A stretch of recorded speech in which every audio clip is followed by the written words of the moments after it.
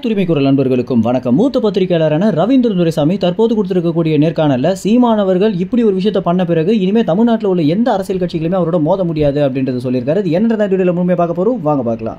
வேட்பாளர் அறிமுக பொதுக்கூட்டத்தில் சீமானவர்கள் பார்த்தீங்கன்னா 40 தொகுதியிலையும் எப்படி ஆட்களை நிறுத்த போறேன் அப்படின்ற விஷயத்த படிப்படியாக சொன்ன பிறகு அந்த இடமே பார்த்தீங்கன்னா அதிர்ந்து போயிடுச்சு அப்படின்னு தான் சொல்லணும். இதுலேயும் முக்கியமாக வீரப்பனுடைய மகளை கிருஷ்ணகிரியில் நிறுத்தினது அப்படின்றது சீமானுடைய அரசியல் நகர்வுகள்லேயே ரொம்பவே ஒரு வலிமையான நகர்வு அப்படின்னு தான் சொல்லணும். இவ்வளவு நாட்கள் பார்த்தீங்கன்னா நாம் தமிழ் கட்சி அப்படின்னு சொன்னாலே சீமான் எந்த தொகுதியில் நிற்கிறாரு அப்படின்றது மட்டும்தான் அனைவரோட கேள்வியாக இருக்கும். ஆனால் இந்த வாட்டி பார்த்தீங்கன்னா நாம் தமிழ் கட்சியில் சீமானுக்கு அடுத்தபடியாக இருக்கக்கூடிய முக்கிய நிர்வாகிகளையும் மக்கள் தேட ஆரம்பிச்சிருக்காங்க அப்படின்றது தான் நிதர்சனமான உண்மையாகவே இருக்கு. இதுலையும் வீரப்பனுடைய மகளை களமிறக்குனது யாருமே எதிர்பார்க்காத ஒரு ட்விஸ்ட் அப்படின்னு தான் சொல்லி ஆகணும். ஏன்னா சீமானவர்கள் இப்படி ஒரு விஷயத்த பண்ணுவாரு அப்படின்னு இது வரைக்கும் வெளியவே சொல்லாம தான் இருந்தாரு.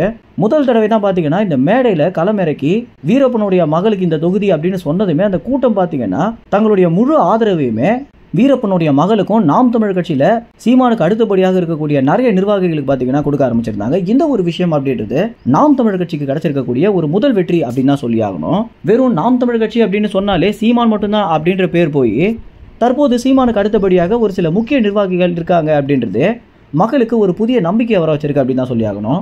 இந்த விஷயம் குறித்து தான் பார்த்தீங்கன்னா ரவீந்திரன் துரைசாமி தற்போது நேர்காணலையும் பேசியிருக்காரு. இந்த வேட்பாளர் அறிமுக பொதுக்கூட்டத்தில் சீமானவர்கள் இப்படி ஒரு விஷயத்த பண்ணுவாரு அப்படின்னு யாருமே எதிர்பார்த்திருக்க மாட்டாங்க அப்படின்னும் இது அரசியல்ல ஒரு பயங்கரமான ட்விஸ்ட் அப்படின்னு தான் சொல்லி ஆகணும். ஏன்னா திமுக அதிமுக இந்த ஒரு விஷயத்திற்கு பிறகு கதிகளையும் உட்கார்ந்துட்டு இருக்காங்க அப்படின்றத நம்ம சொல்லி தெரிய வேண்டியதில்லை அப்படின்னு ரவீந்திரன் துரைசாமி பார்த்தீங்கன்னா அந்த நேர்காணல ரொம்ப வெளிப்படையாக பேசியிருக்காரு. அது மட்டும் இல்லாம திமுக தான் சமத்துவமான கட்சி அப்படின்னு ஏகப்பட்ட விளம்பரங்களை பண்ணாலுமே எப்போ அவங்க நிறைய கட்சியோட கூட்டணி வச்சு ஒரு சீட்டாக ஒரு தொகுதியாக பிரித்து கொடுத்தாங்களோ அப்போவே திமுக கட்சி பிளவுபட்டுச்சு அப்படின்னும் அதே இந்த பக்கம் பார்த்தா நாம் தமிழ் கட்சி தோத்தாலும் பரவாயில்ல என்னுடைய தம்பிகள் தான் எல்லா இடத்துலையும் வேட்பாளராக நிற்கணும் அப்படின்னு சீமானுடைய இந்த ஒரு நகர்வு அப்படின்றது இது அரசியல்வாதிகள் பார்த்து நிச்சயமாக எரிச்சல் தான் ஆவாங்க அப்படின்னும் எப்படி ஒரு மனுஷனால இந்த மாதிரி பண்ண முடியுது அப்படின்ற ஒரு கேள்வி நிச்சயமாக திருமாவளவனுக்குள்ள அதிகமாகவே வந்திருக்கும் அப்படின்னு ரவீந்திரன் துரைசாமி அவர்கள் பார்த்தீங்கன்னா இந்த நேர்காணலில் பேசியிருக்காரு.